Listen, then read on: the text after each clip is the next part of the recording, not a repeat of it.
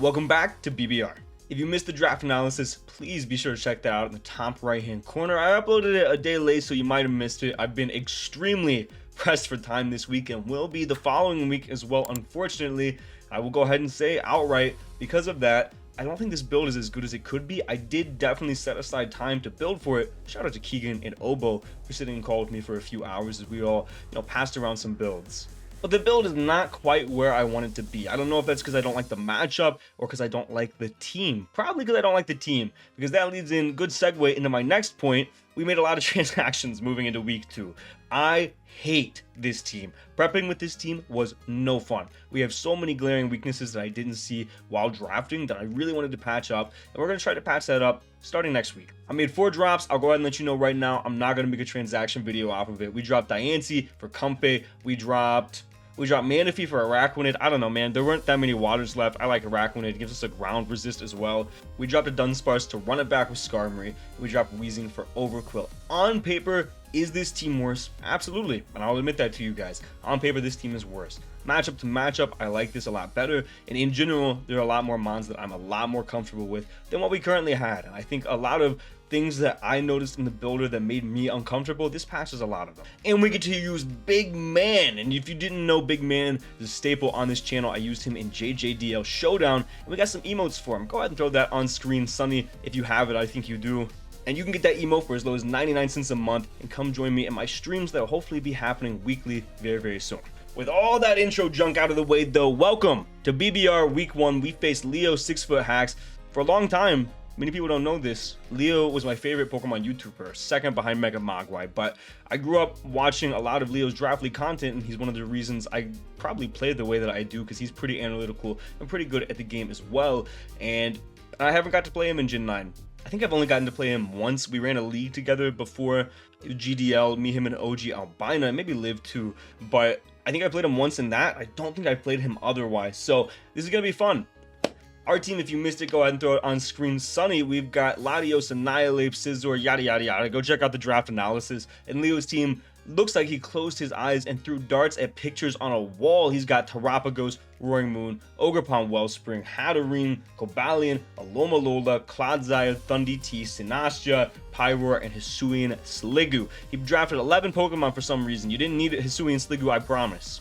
I think I forgot to mention this in the draft analysis as well. There are no Terra Pokemon this season. We wanted to try very vanilla type of format, so we got no Terra, man, and I'm actually excited for it. However, that leads to us not being able to have certain checks for a lot of different Pokemon. Like, the Pokemon I think does the best on Leo's team is going to be Ogerpon Wellspring. That Pokemon we have very little, if any, counterplay for. Ivy Cudgel is a high crit move. I know I'm speaking it into existence, but the only Pokemon that we have on our team that can take 2 Ivy Cudgels while still being useful in the matchup are going to be Weezing and Scizor if they're like max Fizz Def, and if one of the 2 Cudgels crit, we're out of luck. So it's very tough. It's going to be a very tough matchup into that Pokemon. It could be Swords Dance, it could be Play Rough or Knockoff, it could be Trailblaze, Hornleech, or Cudgel. Any combination of those moves are kind of what I'm expecting. If he's like a Spikes U-turn set, we're in business, because that means that he's going to be more support, and while it still will do a lot of damage, I don't think we'll lose to it in the end. Next up, we got to talk about it. Terapagos. It has a good matchup, but we do have Annihilate, but Annihilate walls it pretty well. It's going to be something like Calm Mind, Rock Polish, Terra Starstorm, and Dazzling Gleam, but it could also throw on a couple of different moves. Maybe he wants to throw on Earth Power to hit our the Earth Power wouldn't make sense. Flamethrower to hit our Weavile and Scizor instead of Rock Polish. Maybe he wants Meteor Beam to get that special attack boost, and he's just Rock Polished elsewhere. Any of that could make sense. I think he's probably going to be Boots with Calm Mind, 3 attacks, Flamethrower, Terra Starstorm, as well as D-Gleam that hits pretty much the majority. It does hit the majority of my team very, very well. It's going to be hard to deal with, but Annihilate should be able to handle it, and we are going to be bringing Annihilate. I'll spoil that. Roaring Moon is next. Roaring Moon is Pokemon. Again, all 3 of these top Pokemon come. Roaring Moon is very difficult for us to deal with. Our Fairy is Diancie, and already week 1 I'm uncomfortable with it, because this very strong Dark Dragon type that should be checked by our Fairy is not, because he gets Iron Head and OHKOs us and obliterates us, or if we run Babiri Berry, we're risking the flinch, and I'm not really comfortable with that. So, unfortunately, Roaring Moon is a really good matchup. We have to try to make some things up to pretend that we can check it, but overall, when it comes in, it's going to be a bad time. We essentially cannot let this Pokemon set up, and we have to find out what kind of item he's running early, whether it's Booster, whether it's Banded. It's very hard to nail down what set he wants to be. He has a lot of versatility. Roaring Moon can be very versatile in this matchup and can kind of do whatever Leo wants it to. Past that, he could bring almost anything. He's not bringing Pyro, in my opinion. I don't think it does very well. We have things like Manaphy that can take advantage of it really easily. Even LATIOS can take advantage of it, so I don't think Pyro comes. Hisui and Sliggoo is not a real Pokemon. I don't think it comes ever. If it does, we severely under-prepped for it. The other Pokemon, though, the other 6 Pokemon, I do think all have a use case. Hattering's probably the most likely to come because it allows him to have some sort of a fake check to LATIOS, probably going to be some form of Covert Cloak, and Dual Stabs plus Mystical Fire do very well into me. He could be last move Calm Mind, last move Baton Pass. There's a couple different options, and Magic Bounce is also really good into my team that very heavily relies on Hazard Stack. Next up is Cobalion. I don't think Cobalion really has a place in the matchup. It's tough because it does very poor. Its speed tier is bad, but it can't get him rocks up. It can throw off a Thunder Wave occasionally, and it does check the Weavile. I say check very loosely because a knock into a low kick does have a chance to KO it.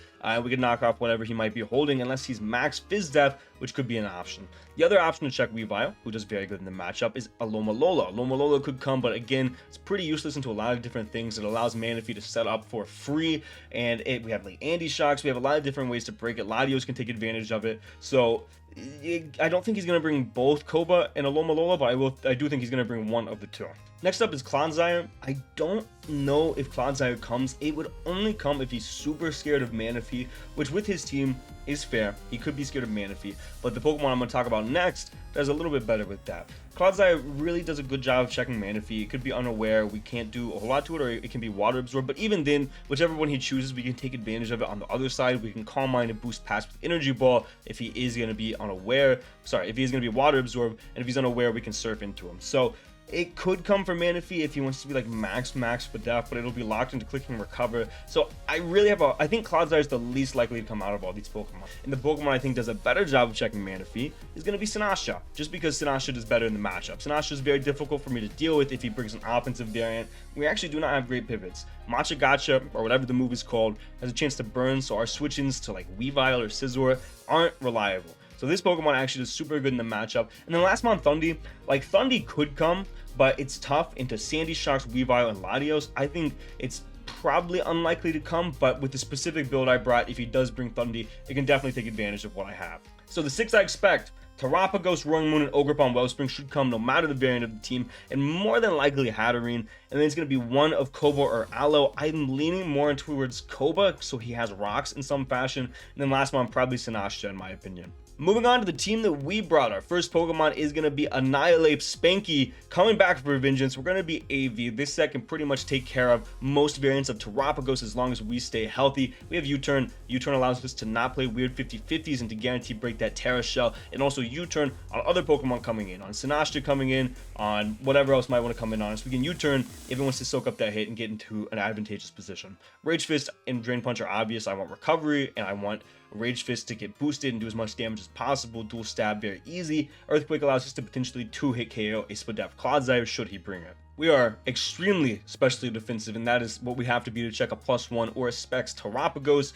I don't think he'll be Specs. I think Calm Mind makes a ton more sense here, but it still left us with a lot of offensive investment. So our EVs allow us to live 2 Specs Modest or +1 Modest, Dazzling Gleams from Terapagos after a Spike. We live a Banded Roaring Moon knockoff after a Spike, and we with the rest into Attack Adamant. The Roaring Moon calc might not come into play, but we don't have great Roaring Moon counterplay, so better safe than sorry in my opinion, especially when it wasn't that much. This Pokemon is very good, and we do not really send this guy out until Terapagos comes out. And then once Terapagos comes out, or if Terapagos does not come, which I really don't expect, we can kind of use Annihilate a lot more freely, kind of use it to abuse a couple more Pokemon like Hatterene or special threat that he doesn't have like Alomomola.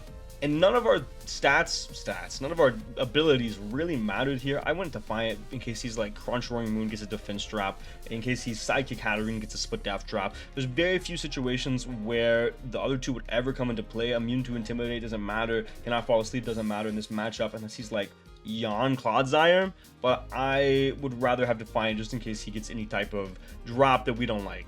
Next up, super boring set. We got Weavile, Snitch. This guy's necessary and does fantastic in the matchup. Like I said, it can knock off both the Koba's potential Chople, Rocky Helmet, or the Aloe's potential Rocky Helmet, and deal with them accordingly. It doesn't do as much damage to the Aloe. Obviously, we're able to low kick Cobalion, and I do think he is more likely to bring the Koba, but we're just Shard. Shard allows us to potentially be a Dragon Dancing Roaring Moon, or Axel knockoff low kick. I decided to go Axel because it does so much more damage than Ice Spinner. Originally, I was Ice Spinner, but we were missing on so much damage, and we knocked off on the Rocky Helmets anyway in the mock. So I decided triple Axel was worth it. Nox, self-explanatory, low kick for the Koba. And we're heavy duty boots because I do expect some form of hazards on his side of the field, whether it be the Cloudsire, the Cobalion, whatever the case may be. I don't really felt like with this specific set, this revenge set that we have, that any other item made a lot of sense. Maybe Bandit, I guess, but even then, I don't like locking a move in this matchup.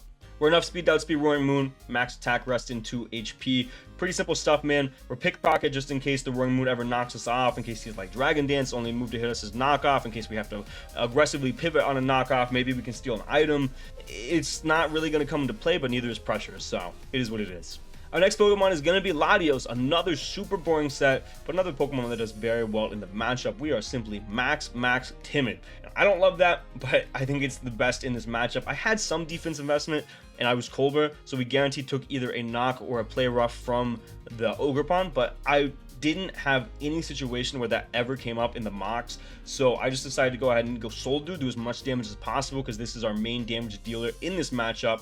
I also like Lum in case he's Thunderwave Cobalion, but I ultimately ended up with Soldu. Flip Turn gives us momentum and is stopped by Ogerpon, which I don't really care about because I'm willing to risk that speed tie more times than not. Draco and Luster Purge, self-explanatory, do a ton of damage. Shadow Ball for the Hatterene. This Pokemon, we got to get it in aggressively on a lot of different stuff, like the Aloe, like even the Cobalion. We can get it on the Cloudsire, well, that's about it. But we got to get this guy in good positions to break early. It's very, very important. And Flip Turn also is able to break Terra Shell if he wants to use the Terapagos as an awkward pivot, because once Hatterene goes down, or if Hatterene's not Covert Cloak to block the Luster Purge drop, it's very hard for him to pivot into this Pokemon. Next up, this was originally Andy Shock's Rest in Power. Dude, you didn't come to week 1. We actually get to go Sheriff in his first and last game with the Portland Nightshaders this season. I had a really tough time dealing with the combination of Sinashta plus Hatterene. Both of them just absolutely destroyed me, and Andy Shocks wasn't getting the value that I really liked in the mock, so I went to Dunsparce. Really weird set. I'm not sold on this set still, but it is what it is. We're bringing it. We're Boots again. I don't like hazards in this matchup. I don't like dealing with the Calcs after hazards, and I think Boots is pretty free under Dunsparce here. Glare's pretty free minus Magic Bounce Hatterene. It puts him in a bad spot. Roost for recovery. Body Slam because it allows us to break through a Calm Mind Hatterene potentially. It allows us to potentially get a para on the Terapagos, on the Roaring Moon, the Ogerpon, whatever, yada yada yada, whatever. We can get a para on pretty much everything. Ice Beam is there specifically for the Sinashta. I know it's weird. Why are you Ice Beam with all this special attack investment when you could have just been Ice Spinner? It did significantly less damage to the Sinashta. I don't know if I was looking at something wrong. Maybe I was. But the Ice Spinner did so much less damage to the Sinashta that it wasn't worth it. Like, we couldn't 2-hit KO unless we put a ton more into attack. And, like, it would have been good to boost the body slams, but whatever. We're also Serene Grace, so Ice Beam gives us an advantage in that sense, I guess. I mean, I never hope for a freeze on somebody, but if it's 20%, man. We're very bulky. We can 2-hit KO max HP Sinashta with Ice Beam. Sinashta is very scary. This is our primary check to Sinashta. We're going to 2 Matcha Gachas of specs and with the rest into the fins. Not really gonna matter. Maybe let's just live a Roaring Moon hit if he's not a boosting item. I don't know. Next up, his first and last game with the Portland Nightshaders again. We've got Stinky the Wheezing. I love this guy. I'm very sad I had to drop him, but Big Man the Overcrow is there. I love him even more. So Wheezing, akin Boots. We're a lot of Boots, and I don't love that, but it is what it is. We're Boots on Wheezing. Wheezing can come in, and he doesn't get 2-hit KO'd after Rock Chips on the Ogerpon on the Roaring Moon. It's our primary Roaring Moon check, secondary Ogerpon check. We have Willow because a lot of his threats are physical. Pain Split to try to maintain health. It's not really going to happen. Gunk because it allows us to do damage to the Roaring Moon because who has a very good Spudef. And still, do damage like Hatterene, stuff like that. Stab, obviously, but Gunk over Sludge because Roaring Moon has good Spud Def, and I'd rather hit the thing we're trying to check pretty well. And then Thunder because I could have thrown Tauntaun, but I think it'd be really funny for Wheezing to rip a Thunder on an Aloe. Like, unexpectedly, he could just Flip Turn on us, and it could be just the dumbest thing I've ever done, is just rip a Thunder into a Cobalion, but hey, we could get a para. That'd be really funny. We're pretty much just max defense. Like, we have enough special attack to 2-hit KO Aloe. If there's, like, ever an in-game situation where it's just Wheezing versus Aloe and he thinks he wins, we bust out Thunder and we win. And that'd be really cool. And then we're just max Fizz Dap because it's our Fizz Dap check. And lastly, we got Scizor. I was originally a Scarf set that I really liked, but I kept losing to Ogerpon in the mocks. So this is our pretend Ogerpon Wellspring check. It does all right at it. It can take 2, that's for sure. If he crits us on either of those 2, he cannot take 2. We're U-turn and Bug Bite because they do the most damage. Bug Bite plus Bullet Punch KOs the Ogerpon. It puts it in range of the hazards that we don't have on this team. Bullet Punch gives us priority into a lot of nice things like the Roaring Moon or whatever. We're not doing a ton of damage because we are not invested. And the Close Combat for the Cobalion switch in, it also lets us hit that on the Roaring Moon. I'm not in love with this set, but unfortunately, if I don't bring this set, I'm very worried that I lose to Ogerpon. And we're Boots again. We're Boots again because he has a lot of hazards and I don't want to deal with it. So that's the team. Like I said, not super confident in the team, but thank you to Obo and Keegan for trying to make me confident in this team and helping me out this week. We made a lot of transactions moving into week 2. If it's lack of time, if it's because I hate the team, we'll find out next week, I guess. I mean, I lack time next week too, but well, you guys get the idea. I don't like the team. I don't love the team.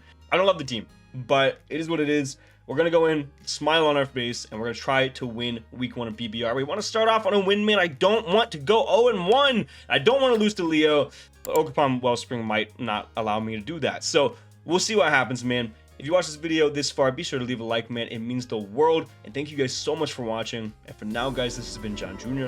signing off.